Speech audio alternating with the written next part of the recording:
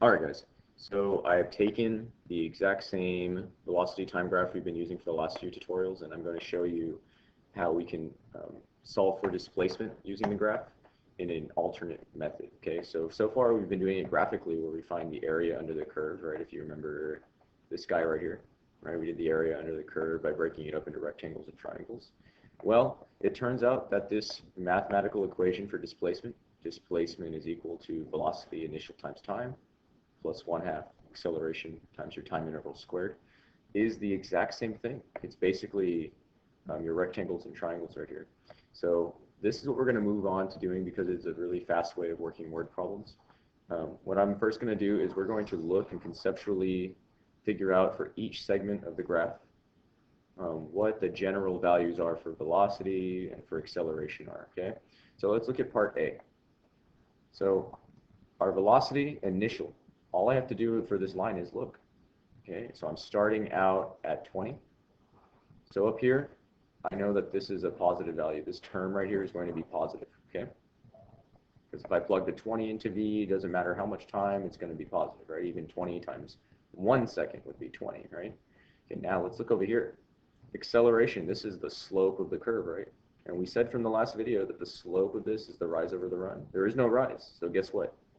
The acceleration right here is 0. So I'm going to plug in a 0 up here, and this term, 0 times anything, is going to 0 this term out. So to find the displacement for section A or segment A, it would only be 20 times 5, right? So let's take a look at that, right? I'm going to pull this down here. I'm going to plug in 20. It's gone, right? That's a 0. 20 times 5 would get you your displacement. So that displacement is 100 meters.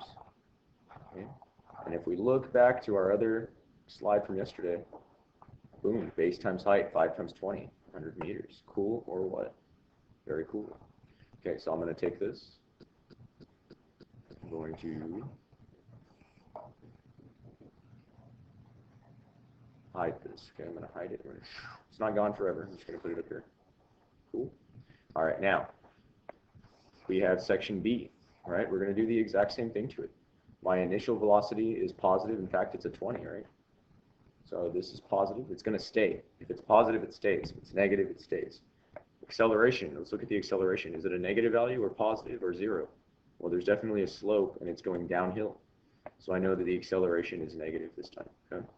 I'll put a negative sign. So which one do we keep? Do we keep this term or this term? It's both. We keep both. Okay. So watch what's going to happen here. It's as simple as just plugging in our numbers. Okay. So our velocity initial is 20. The time interval is 5 seconds. 5 to 10 is 5. 20 times 5 plus 1/2. What do we plug into A? Well, we have to figure out our acceleration. -5, -10, -15. -15 over 5 gets you what? -3, right? -3. So -3 times our time squared. Time squared. I like time squared, right? 5 seconds squared, right? 5 seconds squared, okay? So now let's write out this term. 5 times 20 is going to be 100. But you remember, we have to add the second part. 1/2 times 5 squared is 25. Times -3 would be -75. Okay. So half of -75 is going to be 37.5, and all these numbers are going to start sounding a little bit familiar, right? Okay, so 100 plus -37.5, which is just -37.5, right? 100 minus 37.5. So this displacement for this time interval is 62.5. 62.5. Okay, cool or what? And then meters. All right. So I'm going to take this. We're going to make it go away, go to the background. All right. Make it nice and small. It's still there, but I'm going to hide it here. Okay? All right, let's clear up some of this other junk. Looks like it worked. Cool. So Remember how I did the rise over run there. Okay, now for segment C, let's take a look at it. Which parts are going to zero out? Do I have anything that's going to zero out? Well, velocity starts at 5, so this is going to start out positive, right? This term will stay. How about acceleration? Is it 0? No. It's going uphill, so the acceleration is positive, so this term will also stay. So now let's plug in our values. Okay, velocity initial. I go to my starting point right here. Here's my initial point. Here's my final point, right? My initial velocity is 5 meters per second. So a 5 is going to go in here. For how long? 5, 10, 15 seconds, right?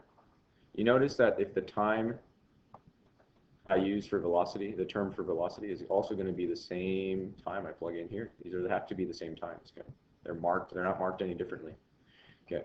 Acceleration, we have to do the rise. So I go 5, positive 10, positive 5, positive 10, 10 over 5, 10, 15 seconds, all right? So this is going to get you 2/3 or 0.6 repeating as your acceleration, meters per second squared, of course. Okay, so now let's plug this in. So 0.6 repeating, and your time interval is the exact same, 5, 10, 15, but it's 15 squared, all right?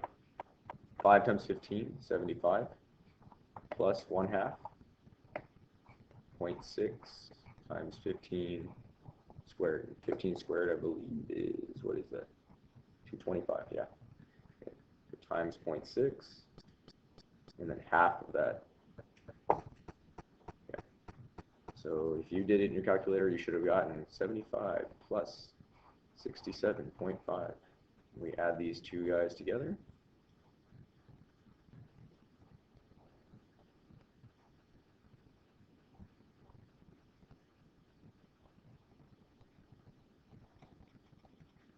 All right, 142.5 meters. Okay, so that's what we get for this segment right here. That's the amount of displacement that occurred during that time interval. Cool or what?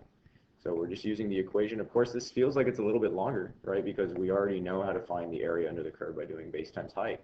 But keep in mind that when I give you a word problem, this might actually be faster and more time effective to just remember this equation, because you're always going to have a formula chart, okay? Instead of having to start and make your own velocity time graph, that could be very time consuming. Okay, let's do part D. So let's look here. Let me erase some of the extraneous stuff. All right. So part D, do I have an initial velocity? Let's see. I do. It's 15, right? So this is going to stay, because it's not 0. Acceleration, I got a flat line, so what's that mean? This zeroes out. This entire term goes away. All right? So now let's take this and let's plug in our values. Our initial velocity is 15. That's gone. And our time interval is, this goes to 30 seconds, right? 5. So simply, my displacement for segment D is 75 meters. Cool, or what? So remember this equation, because we're going to use it when we get to word problems, right? The clues as to what's going to zero out may be something like starting from rest or at a constant velocity. If you start from rest, guess what your initial velocity is? 0. If you travel at a constant velocity, guess what? You have no acceleration. So keep these things in mind, and they'll become very clear in the coming days. That this equation will be really, really, really quick when you're attacking word problems. Good job.